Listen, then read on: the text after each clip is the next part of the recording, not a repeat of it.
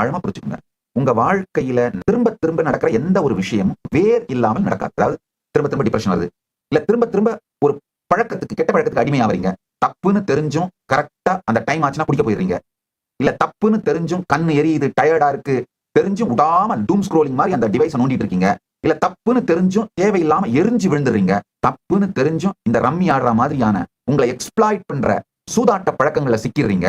டாக்ஸிக்கான boy friend, டாக்ஸிக்கான girl ஃப்ரெண்டுன்னு தெரிஞ்சும் அவங்க கொடுக்குற அட்டென்ஷன் இல்ல ஏதாவது ஒரு சுகத்துக்காக மயங்கி திரும்ப திரும்ப இந்த மாதிரி உறவுகளை சிக்கிறீங்க. இது எல்லாமே அதோட வேர் உங்களுக்குள்ள இல்லாமல் வெளியில அந்த நிகழ்வுகள் நடக்காது.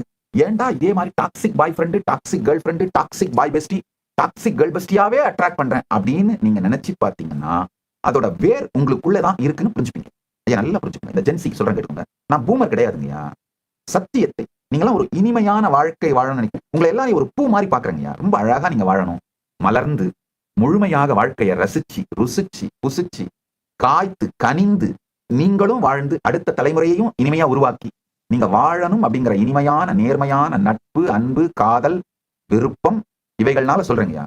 கடந்த காலத்துல உருவான அந்த ரூட் பேட்டனையும் பேட்டன்ஸையும் டெலீட் பண்ணி மாத்தி எழுதிருங்க.